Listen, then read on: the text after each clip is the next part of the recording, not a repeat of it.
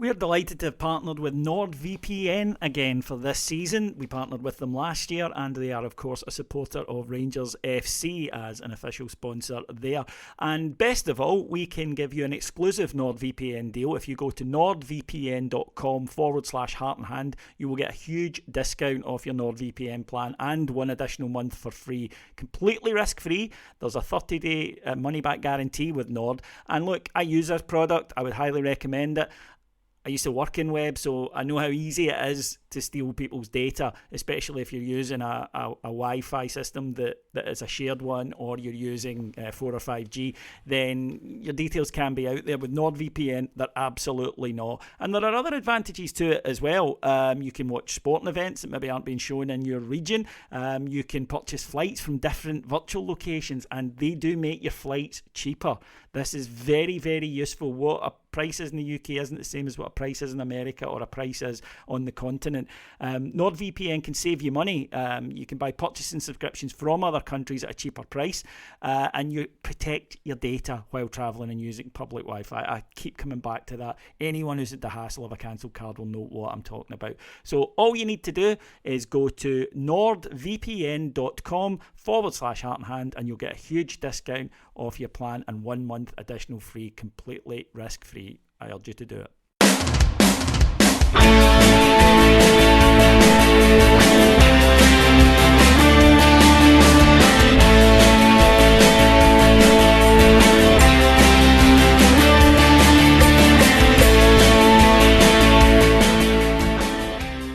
Hello, everyone, and welcome to Heart and Hand, the Rangers podcast. My name is David Edgar. I am your host, as always, and I'm joined this week by Colin McMillan. Colin, you have a double shift to do today because we had a late call off, which means that we're one short in the middle of the park.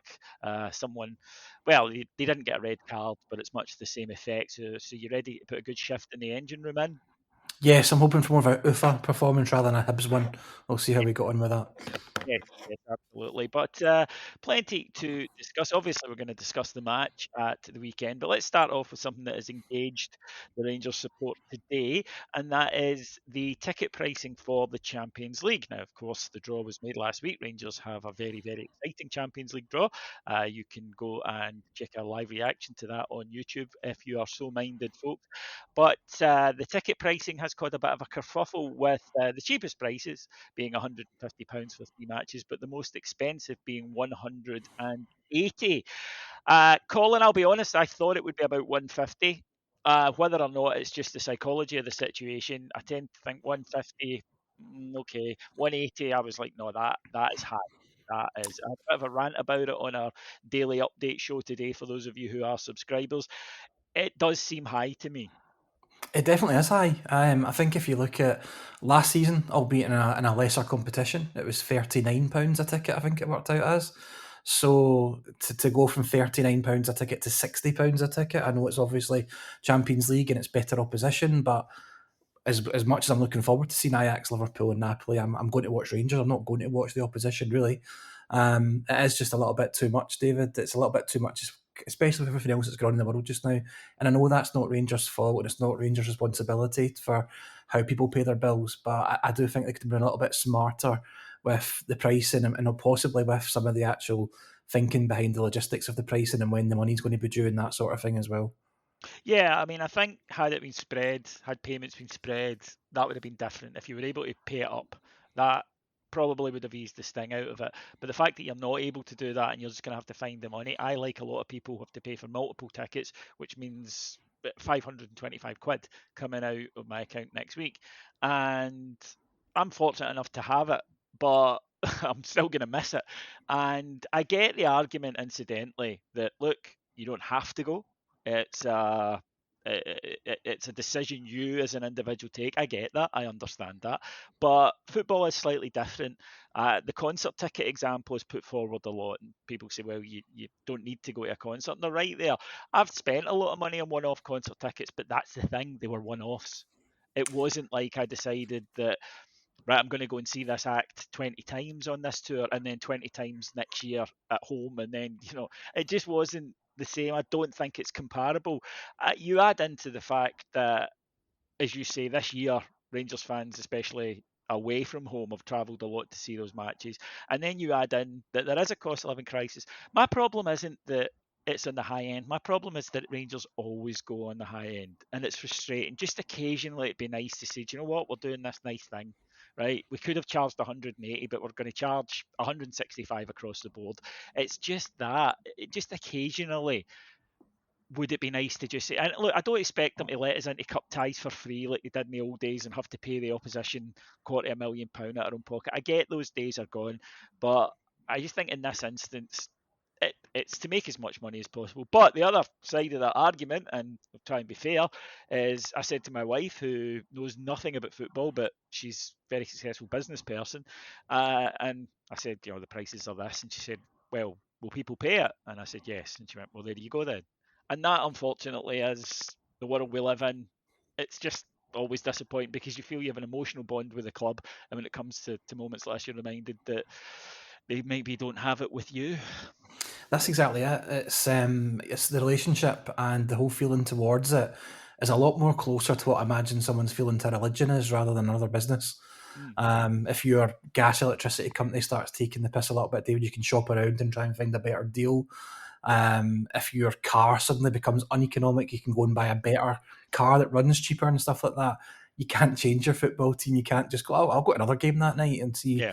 I'll see who Stirling Albion are playing or something like that. You can't do that. So people will find a way to do this, and they'll cut back somewhere else to the detriment of some other part of their life. I know that even me personally, I'm looking at things that I can cut back just now, but Rangers will be the last thing that I ever cut back because it is so important to me. It's a lot to ask on the 1st of September to pay for all three of those tickets when our home matches are actually one in September, one in October, and one in November. They're actually spread out over 3 calendar months, but they want it all in September. Coincidentally, it's the same day that a lot of people are paying one of their instalments towards their season ticket on that day as well. We already paid for 2 qualifiers, and we're going to be paying for a Queen of the South game this midweek as well. This is all by the 1st of September. It's going to be a long season, David, and you're right, something does have to give for a lot of people, but you're right in what you say and what your missus says. People will pay it. So as a business, Rangers are probably doing the right thing as from a purely business point of view to demand the top dollar because they know they'll get it, and that's the right thing to do from a booking point of view. But from a football shouldn't just be about that. If it should be about doing something for the fans, giving them something back. There was an opportunity to do that this time, and they didn't do it. I know they've done something slightly different that they've not done for a long time in terms of tiered pricing based on where you are on the stadium. That's something I do actually agree with. I've said for a long time that I find it bizarre that people can be paying 200, 300, 400 times more for their season ticket in one section of the stadium compared to others, but they pay the exact same for a midweek cup game. I've never thought that seemed quite right, so I'm on board with that. But the actual price is very expensive, and the logistics of how it's to be paid is just not enough notice for most people, and I'm a bit annoyed by it. It's just not ideal. It's not the way I'd like to see my club sort of behaving. Yeah, and incidentally, I haven't seen anybody saying, it should have been £100 for the three. There wasn't unrealistic expectations among people that I've spoken to. I don't think anybody didn't expect it to be up about 150 quid, but yeah, I've mentioned before, there's a psychological thing in a price point. You see 150 and it just feels totally different to 180. And the argument is, well, it's only 30 quid, but there is a difference. It feels different. And a time in society where every penny's a prisoner, then yeah. But like I say, I know people pay it. What I will say, though, is David Murray was kind of similar with this in the 90s, and he thought, they'll just endlessly pay it. And then there came a point when Rangers fans didn't. They just said, nah, I'm out at this stage. And Rangers did play Champions League matches in front of 30,000 people. Now, times have changed, but there will come a point where people just simply can't. And yes, you'll get away with it this time because we haven't been in the Champions League for 12 seasons. And because things are going okay at the moment, it doesn't bite you now. It'll bite the board when things aren't going well because people remember it. People don't just file it away and say, well, in a couple of days. It stays. It's always there. So yeah, you'll get the short term gain. Will it be worth it in the long term? I don't think so. But anyway, it is what it is, and nothing we say, unfortunately, is going to change that. Let's move on then to the game at the weekend. Rangers welcomed Ross County. A Ross County team, by the way, who gave us a lot of trouble last season, 2-4-2 wins and a 3-3 draw. They Yeah. certainly didn't find it that difficult to breach the Rangers backline, but there was no sense of that on Saturday. Rangers played very well. Won by 4 goals to nothing, and it was a very deserved victory for Rangers. And the first thing that was noticeable, Colin, was it felt like the handbrake was off, for want of a better word. That we didn't go with two holding midfielders, or even, which has happened before, two of the more defensive midfielders with one Ash to push forward. The midfield, we had John Lundstrom sitting at the base of it, but then we had Lawrence and Tillman in front of him. And that made such a difference. But also, Rangers got the ball moving quicker. Rangers were much more, I thought, prepared to just go with the first pass and give Ross County a lot of issues. We were shooting more. All of the things that we've complained about, we saw on Saturday, and long may it continue. Yeah, absolutely. We lined up with the sort of midfield that we should be lined up with for certainly home SPFL games and probably most of the majority of the away ones as well. We don't need the two defensive midfielders. It's overkill, and it doesn't help when you're coming up against that low block or two blocks of five. It just they're not in the right places to do any damage there. Whereas when you've got the extra attacking player, you've got the chance to kind of overcome these defences, and that's exactly what we did on Saturday. It was 4-0. It could easily have been 7-8 or more, David. We had chances. And it was just great to see. It was a cracking day actually at the football. The sun was shining, the football was good, we were scoring plenty of goals. It was just really, really enjoyable. Scoring a goal inside the first 30 minutes is a bit of a novelty to us at the moment as well. So it was nice to not be sitting hanging on and waiting for a goal. And we showed Ross County the level of respect that you should show an opposition team at all times, but not too much, which I think we have done with other teams in other matches this season, where we've maybe just played a little bit within ourselves. We've not done enough to move the ball quickly, like you say, and we've maybe just outfought the game at sometimes matches and sometimes opponents that don't require that degree of thinking. And like you say, the handbrake comes off on Saturday. We scored 4 goals, could have scored far more, and some of our play was actually excellent. Really, really good football on display as well. Yeah, we beat St Johnstone a couple of weeks ago at Ibrox 4-0, but this just was a better performance. It just felt like a better performance. And there are a number of issues that lead to that. The obvious one was the fact that the way the team played was changed because of the selection and the anticipation of getting the ball forward a bit quicker. You also having someone like Lawrence, somebody whose first idea all the time is to look forward and either play a ball or get a pass away. And I think that just sped us up a little bit in there instead of perhaps guys who more normally are used to retaining the ball and keep possession. And as you mentioned there, Colin, it's horses for courses. Do you go with that midfield on Saturday at Parkhead? No. Do you go with it at Anfield? No, you certainly don't. But there are certain games where you can look at and you say, yeah, we're going to need this today. We're going to need to be moving the ball quickly. We're going to need to be moving these defenders about. Now, we've complained long and often on this show about refereeing decisions. You only need to go back to last Monday if you want to hear us do that. We got away with one, a massive one, on Saturday. I think we always hold our hands up here on Heart and Hand. I don't think it deflects from our point that referees aren't very good in Scotland. But James Sands, his first booking, I did feel he was a little unlucky with. I think he is fouled first and then ends up pulling the guy down because of that. And I think that one was wrong. The second one, he should have been gone. It really is that simple. I know there was some debate about whether he was the last man and it was a straight red, but it was most certainly a second yellow. He loses the flight of the ball and then just brings the guy down as he's running past him. Uh, I tend not to feel too bad about this, not because it's like, well, as a football fan, I only think about the ones we don't get and don't think about the ones we do. It's not that. It's if we had VAR, which I've argued long and consistently for on here, and Rangers have been pretty open that they're big fans of bringing it in. If we had had VAR, then we'd have got done on Saturday with it, but it would have been the correct decision. However, we wouldn't have been done the week before. Ross County would have conceded a penalty on Saturday that they didn't concede. And that's why we need VAR, because referees make far too many bad decisions in Scottish football. Yeah, we absolutely do need VAR. It needs to come as soon as possible.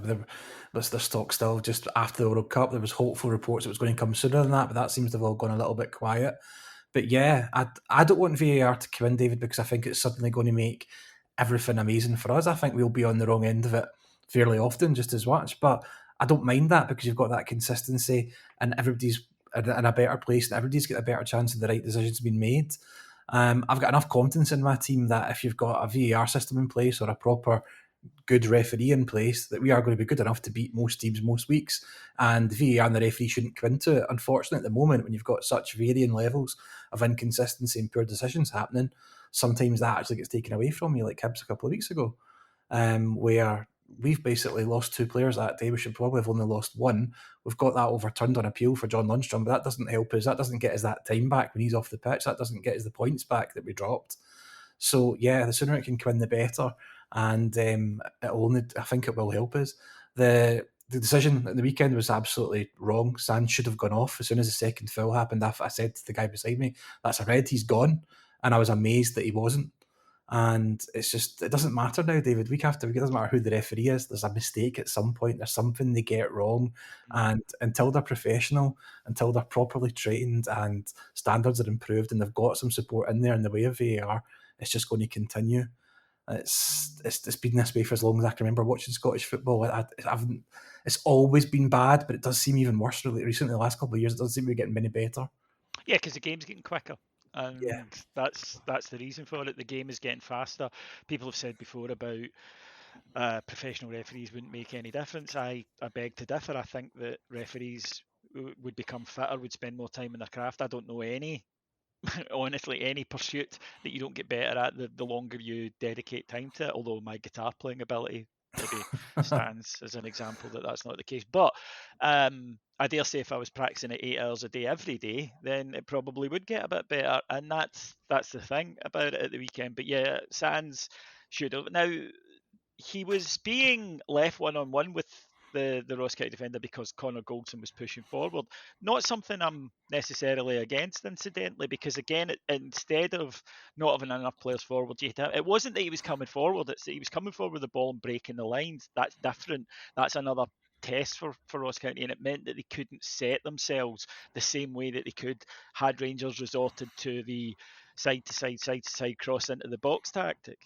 yeah, it's just that it's that extra body that can go up and join the attack when they allow that to happen. And Connor Goldson's actually quite good in the final third. He's finishing with his head leaves a lot to be desired, but in terms of his ability to get into space, and he's actually very good at bringing down a ball. Yeah, he There was is. a moment in the box on Saturday where a big long high ball came in and he brought it down perfectly, and he created a really good chance off the back of it. So yeah, if teams are going to be daft enough to allow us to do that, then I'm all for Connor Goldson galloping up the park. But James Sands perhaps needs to be a little bit quicker or a little bit more switched on when he becomes the only man in the last line of defence, really, because he got out a couple of times at the weekend and he had to foul to get himself out of it, and he was lucky to stay on the pitch.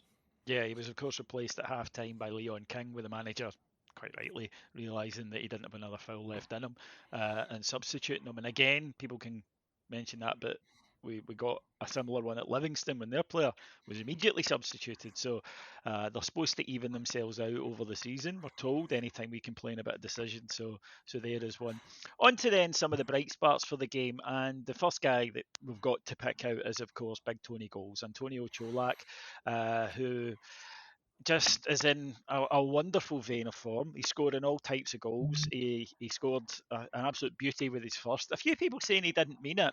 Now that's always an interesting one to me, because as a striker, if you're shooting at goal, you mean it to go in. Yeah, It maybe what didn't. else was he trying to do if he What wasn't else trying was to he trying to score? do? Exactly. So it's like, he didn't mean that finish to come off the way it did. Well, no, fair enough, but he still meant the ball to end up. So, yeah, I think in there the end justified the means on that one. And the second goal really is the one I want to pick. It first, it's a fabulous flowing move from Rangers. That one-touch football we've spoken about, trusting your teammate to be in the right place, putting the ball into the area that he should be in, and on Saturday he was. When the ball fell to him, the thing about him is at this point, it's almost, I go back to it's Boyd-esque. It's almost, well, he's going to score. you just know that he's going to score. And it was actually more of he had a chance for his hat trick. The keeper's made an excellent save, and you were more surprised that he didn't score than when he does. He is absolutely lethal inside that 18-yard box, Colin. Yeah, what I really like about him, David, is that he almost all of his goals have been one touch finishes as well. He doesn't mess about. He No. doesn't steady himself. He doesn't try and bring it down. He just hits it first time and he hits it well. The second goal on Saturday. I mean, I'll talk about the build up to the goal in a second, but his finish was great. He'd made the run. He was in the right. He'd actually made the run so well that he slowed down and actually watched the ball, waited for it to get to him, and hit it first time. If you watch him in the box, it was great. The build-up was it. Started with Tav, who found Ryan Kent, whose first touch was fantastic. It was kicked right past the defender. 1-2 with Tom Lawrence. Ball comes back to Ryan Kent, and he finds Cholak, and he scores the goal. It was fantastic football and a fantastic finish, and that's him now. It's 7 and 9 total appearances, but it's 7 in his last 7 now for Cholak, which is fantastic. I can't remember a striker to come into us in a long, long time that started as well as this and being as popular as this. And it's not like he's coming in and he's scoring goals just against, fair play to them, Ross County or St Johnstone. David, he scored against USG, he scored against both games in PSV as well. He's scoring important goals, good goals, and dare I say it, there's obviously an Alfredo Morelos hole in the team just now, but he's more than filling it currently.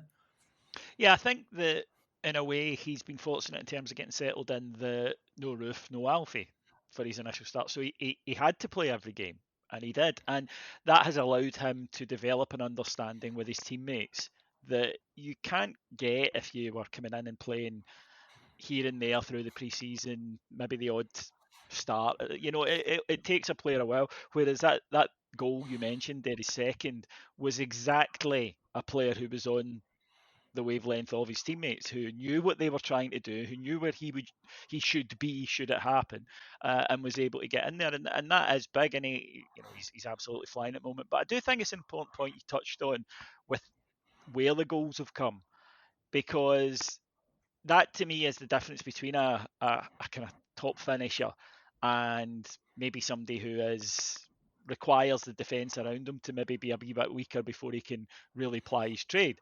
And the reason I say that is that we expect him to score against Ross County, etc. But he has got the goals in Europe, crucial goals. He's helped fire us into the Champions League, and that's all any footballer can do, is do it at every level your team plays at. That's what proves you to. And he is rapidly grabbing that number 9 jersey, which in a way I believe is actually beneficial to Alfie as he begins to try and come back from obviously being dropped last week. That there's not that pressure. There won't be those demands from the stand that he must be put straight back into the side. So, nor will there be complaints if he comes in and he's not quite 100%. Because again, I would expect him to take a wee while to get up to speed. He was out a long time, but it kind of the instant need isn't quite there at the moment. It's not, but when was the last time, David, we didn't have an instant need for Alfredo Morelos? Yeah. Just the fact that we've got someone else who seems to be pretty reliable, he seems to be fit, he seems to be strong, and he's scoring goals in all competitions. It's great to have. It's what we've wanted for such a long time. And you're right, it does take a little bit of the pressure off Morelos, hopefully with his way back into the team and how he finds his place back in the starting 11 as well. I'd love to find a way to play the two of them together. I don't know how that works or if it works, but if you Gio could, has wow. said. Now, Gio, our podder Martin, asked him about that at a press conference a couple of weeks ago, and he said, "Well, I've never played with two strikers. Maybe if I'm chasing a game in the last 10, 15 minutes, I might, but that'll be it." So no, I don't think he see Gio doing it. I just don't think he believes in it. So yeah, it's a I shame. think that's a I'd love to see non-starter. it. Yeah, Yeah, I just think that the manager, tactically and philosophically, doesn't like two forwards. He prefers one and players off him, I think which is there's fine as long as it works. Yeah, I think there's a lesson with Cholak for us all here as well, in that because there was no Morelos and there was no Roof in pre-season, Cholak played every minute nearly of pre-season. He came off maybe towards the last 5-10 minutes of some of the matches, but he played and he wasn't prolific, David. He wasn't scoring that many goals. I think he got one goal in pre-season, then he didn't score in his first game against Livingston, even though he should have done. He did an offside goal against them. People weren't sure about him, people were asking questions. We had ex-legendary players asking questions about him, but what he was doing was what you said earlier. He was finding his way in the team. He was getting to the rhythm of the team. He was getting to learn who was making runs, where he needed to be, and all that sort of stuff. And look what's happened now: 7 goals in 7 games.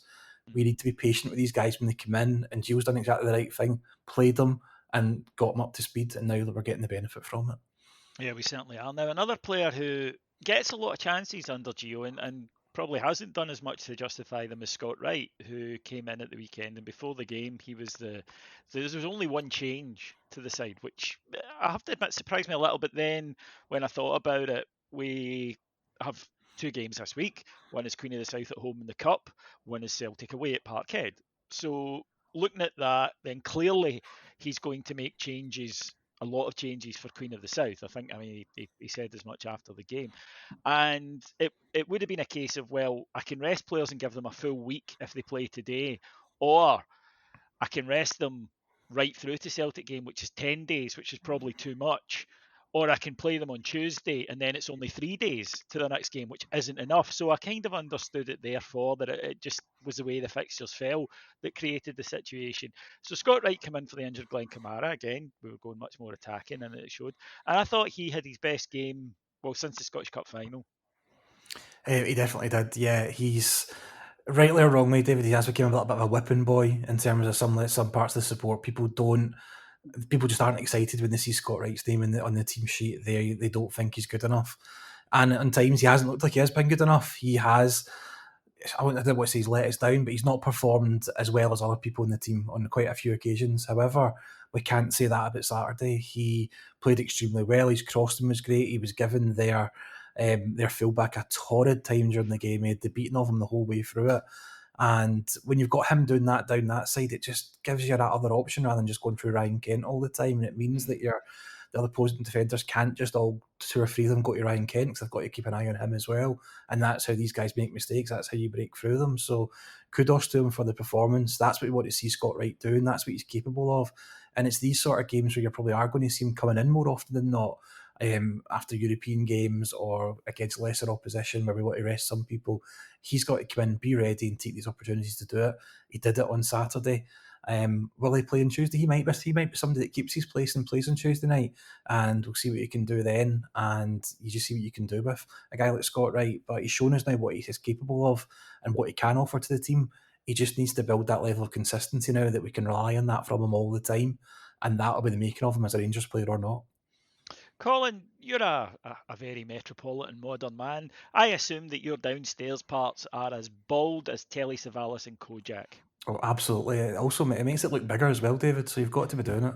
I'm not interested in such things. It's of no concern to me what you do or anyone else does with their parts, but it is of a concern to Manscape, who provide, of course, the pubic topiary tools of your dreams. Now, if you're dreaming about your pubic hair, that's probably between you and your maker. However, a lot of you do. It's by far the most popular product we've ever had advertised here on Heart and Hand. So if you are one of the people who likes a shorn scrotum, then you know what to do. Go to manscaped.com, where if you add in the code Rangers, you'll get 20% off plus free shipping of their products. Now, everyone I know, because people now, Colin, have taken to come and talking to me about their testicles. And you love it, don't you? You know me. I mean, who's less socially awkward and stuttery about that sort of stuff than me? Oh, wait a minute, you, everybody. But yes, people really do like this product, and I do use the nose and ear trimmer. The Weed Whacker, as it's known, it's a very, very good product for that sort of thing. So if you want unsightly nose, and I just don't see why pubic hair would be unsightly. Who are you showing it to? You know, is this? I know that modern society has passed me by somewhat, but is this a thing now that you go up and go, here? What do you think of that then, eh, love? I mean, I don't. Anyway. But if you do, and you've been thinking, also what I would say is don't leave it in the shower, because I was standing there at the shower the other day and I wasn't going for those parts, but I thought I'll shave my chest hair off, and I did, and it's been itching. So, you hand a man, especially a man, you hand him a thing, he's going to want to use it. It's the button, isn't it, that says do not push. You are going to want to push it. So if you do buy one of these, and 20% off is quite a good saving, by the way, you know what to do. Anyway, let's move on then, Colin. We take on Queen of the South at Ibrox in the Cup. it's a difficult one because you don't want to be patronising and you don't want to say, well, we're kind of looking past this to the next match, but we are. It's impossible not to. However, the players who come in are going to get an opportunity to get 90 minutes under their belt. It's going to be guys who haven't had that regular opportunity, and it literally is Queen of the South's cup tie, cup final, whatever you want to call it. So they have to be on it tomorrow night. It won't be enough to just go out there and be disinterested. We have a huge amount of games coming up before the World Cup, huge. And if you maybe aren't currently in possession of one of those shots, when you get a chance to demonstrate why you should be, you absolutely have to take it. Of course you do. But listen, just by default, it's probably our least important game of the season so far, David. However, that doesn't mean it's not important. We've talked a lot in the last week or so since qualifying for the Champions League about boxes being ticked and journeys being completed and achieving things. There's still one thing that we haven't done, and it's the League Cup. League Cup, Right, so which when I we grew up was the Rangers trophy, quite we owned frankly. it, yeah. Yeah. It was just ours. It stayed in our cabinet and didn't really come out. It got an airing for the cup final, then back in again. Ali So McCoist has, I think, at least 10. He might have more, but he definitely has 10 League Cup winners' medals. I mean, come on. there you go. It's crazy. So it's the one thing we still haven't won, and that's why this game is still important. It's important, like you said, for players to come in and try and make a name for themselves, try and show what they can do as well. And for players that are maybe just out with the first 11, it's a chance for them to say, listen, give me a chance at Parkhead as well, look what I can do. So it's an important game. It's also an important game for us going to as well, because we're probably going to see a bunch of players we don't see all that much of. So it'll be good for us to see some players like that as well, and see them hopefully all up for it and try to make a name for themselves, and hopefully a good few goals and into the next round. Because at the end of the season, I want the League Cup to be just one of a few things that we're holding up in the air. So Tuesday, least important game, but still important. Absolutely, you've got to get through. You've got to play well, and you've got to take your opportunities. Of the youngsters, I'd have wanted to see Devine, McCann, and of course Lowry. Now Lowry won't be there because of that shameful tackle that he suffered last week in the B team match, so he won't be able to play. But I would like to see Charlie McCann given a go. I know we have a lot of midfielders, and that might rule him out because there are guys who maybe haven't been playing that will get the 90 minutes, maybe Ryan Jack or Stephen Davis, who have played some matches but haven't been every week in the side. So they might be ahead of him, but I can't see any harm in playing him in this tie because he's already shown within the Challenge Cup that he's fine against sides of this level. Absolutely. We saw a lot of these young guys towards the end of last season, but against Hearts, when we played a number of them with a busy schedule at the end of the season, and they played extremely well. They were able to step up, and listen, it's not going to be 11 B team players on Tuesday. It's going to be mostly first team players, which is probably a sprinkling of a couple of youngsters that get their opportunity to come in, and that's exactly what we should be using these games for. It's why I was quite happy on Saturday, David, when Liam King got to come on at half time. If you're winning 2-0 at home in the league against a team like Ross County, but definitely should be probably bringing on one of our 5 subs and giving guys like that game time. So Tuesday's another opportunity for these guys to come in. It won't be a packed Ibrox, I don't imagine, but it's still Ibrox. It's still under the floodlights. It's key experience for them, and it lets us see what some of them can do, and hopefully see some of the stars of the future as well. So yeah, let's play as many of them as is sensible. Maybe even a certain striker that's scoring loads of goals for them. You never know. Yes, absolutely. Now, we won't go too much into the game at the weekend, folks, because we'll have a show before then, Heart and Hand Extra, which will look ahead to that tie. So tune in for that on Thursday instead. But before we do head today, Colin, there was one other thing that I wanted to talk about, and that is, of course, the transfer window slamming shut, as it will do later in the week. Now, excitement was raised by the fact that we did qualify for the Champions League. And I think that suggested that A, we would have more finance in place to get players, and B, our need for players goes up slightly. I mean, I think there was a need there beforehand. I've mentioned before, I think we need a centre midfielder and a right winger. And now we seem to have the opportunity to do it and are more attractive. There's also the factor of there is a World Cup coming up in November. Now, that is going to change minds, I think, of a lot of players who, under normal circumstances, would have gone, I'll stay at my club for 6 months, try and get back in the team, and if I can't, I'll look at it in January. Well, they need to do it now because they need to go and get playing if they want to make their national teams. So players who ordinarily might not come up will, in fact, come up. I also think, rightly or wrongly, that now, after the ticket pricing, people will be expecting, as they hand over their money, to see some of the money that they hand in week after week going out on a player. I think it's a fair thing to expect, David, when you have the level of increase in ticket price that we've just seen and discussed, that some of it does get invested and pumped into that playing squad. We've got, what is it, before the World Cup, I think we had 19 games in 77 days. We've got a big squad, but there's still certainly room for quality, and you've identified probably the two main areas, that central midfield and on that right wing. Potentially, depending on what's going to happen with Morelos and what's not, another striker. And we still don't know, David, if we might lose a player. You just don't know in a transfer window. I think that's something the manager's mentioned a couple of times, that he hopes not to lose anybody else in this window, but you just never know. If a club comes in with an offer, we need to be ready to move. So I'd hope to see at least one new face come in. You've got, like you say, the World Cup, which will be in players' minds, make them want to play football. You've also got the fact that we are now a Champions League side. So that potentially makes us just that little bit more alluring to a certain calibre of player that might have dismissed, probably not dismissed Rangers per se, but dismissed coming up to Scotland for 6 months or for the end of to the rest of the season. But the fact they could be coming up now to play 6 Champions League games might just open up a door to a kind of player that maybe we thought was maybe just out of touch or wouldn't have a chance to get. So that's maybe going to change things as well. So I hate this end of the transfer window and this doing everything in the last day stuff. It's so silly. But given the way we've qualified for the Champions League so late in the month, I kind of get it this time. And I'll be watching with interest and hoping to see at least one coming in.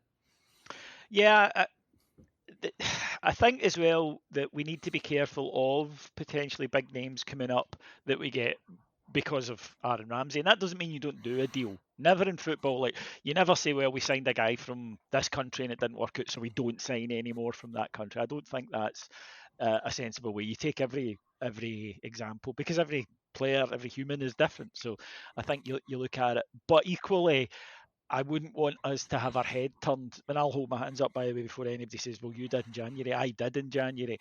And I think we've got to be more sensible that the biggest name might not be the most sensible signing. No, it might not be. And you know what? We all got our heads turned in January, and we were right to do so, because... Not all of us. I can hear people saying I didn't, and they turned it to be right, so fair play. Well, those fair play to them, but I think most of us just heard the name Aaron Ramsey and we got excited because it was a calibre of player that we'd just not been close to in such a long time. We've got that little buzz out of our systems now. We don't need just that level of excitement. So now we should get buzzed for the right player and not just the right name, so to speak. So yeah, but that's why we've got a scouting database, David, of literally thousands of players and profiles on these players, reports on these players. We shouldn't be jumping into anything. We should have options there. We should have ideas there, but ready to pounce on it if and when required. If we suddenly lost a central defender per se, we should have 10, 15, 20 other options ready to go and try and move on. So nothing should be a surprise. But like you say, if somebody comes in and it is a total name from nowhere, like Aaron Ramsey was, then you have to make the football decision and not the glamour decision, I suppose. So what you're saying is Cristiano Ronaldo, probably not. It's just, Cholak is playing so well. That's true.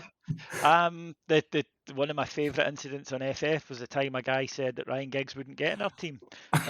He maybe knew a lot more about who Ryan Giggs was like as a bloke enough back then than we did. But I agree. And there are, I think for me the key area is a central midfielder who's a passer of the ball. Someone who can go in there and play next to Lundstrom, who is the guy who can attack, move forward and prompt you. That would be the first thing. For me, a right winger, I know we've got Scott Wright and Matondo, but somebody who come in and grab the shirt would be interesting. In terms of players going out the way, the one that sort of jumps out to me is potentially Fashion Sakala. And the reason I bring this up is he hasn't featured very much at all. I suppose you could say he came on very late in Eindhoven, so clearly still in the manager's thoughts. And gave the ball away immediately at an important time. Saturday, the manager makes changes and we end up with Tom Lawrence and Scott Arfield as false nines rather than put Sakala on. And I did think, if someone came in for him, do you think the club would be that difficult to deal with, as the parlance has it? I don't think they would be if the price was right. There was talk earlier on in the window about somebody conferring about £3 million for him. If something like that was to happen, I think you would, with the greats on you'd bite their hands off for that, considering what his cost is and how he's so far, this far into the season already, he's not really not had a sniff of it. And he's not going to come in and overtake Cholak, is he? Morelos No. is going to hopefully come back. He's like, Morelos is ahead of him, and a fit Roof is ahead of him. So where does it leave him? It might leave us a little bit short just now. Well, Morelos is out of the picture a little bit, and Mel Roof is not close to being fit. But if you get the chance to get that sort of money banked for him, then yeah, I think you probably would do that for him. He's probably an obvious name. The only other one that I would maybe not be wanting to go at all, but the one that I could see going if the offer came in, probably Glenn Kamara, David. Yeah, I think so. I do wonder though if Champions League might have changed everybody's thinking there, because he's kind of become recently a bit like our new Hemdani. That domestically, I'm never all that keen on seeing him in the team, but when he comes in for Europe, you can't do with it. He was sensational in Eindhoven last He week. was. But would I have started him on Saturday at home at Ross County? No. What a strange situation that is. But yet, I think most fans listening to this will understand where I'm coming from on that. And as you say, though, if somebody comes in with big money, then he probably will go. But like a lot of the players, I think, they've been aiming at getting Champions League football, and now it's here. Now the opportunity comes.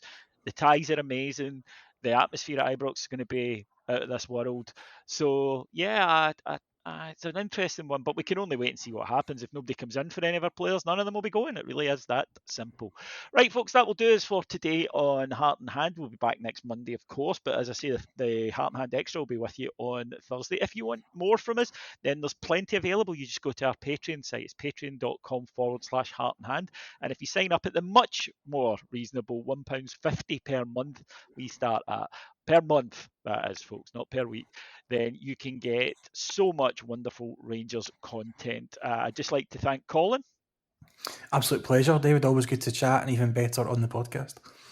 And I'd like to give a shout out as well for one of our podders, Adam Thornton, who a lot of you will know from Heart and Hand. He has written a book. It's called Gerrard's Blueprint, the tactical philosophy behind Rangers' 55th title triumph on Pitch Publishing. It's now available just wherever you buy your books, and you can also buy it on the Heart and Hand website. Right, thank you so much for listening to me today, folks. Thank our executive producers in London, Mike Lee and Paul Myers, and I will be back next Monday. Until then, I hope your team records 2 victories. Take care, everyone. Bye-bye.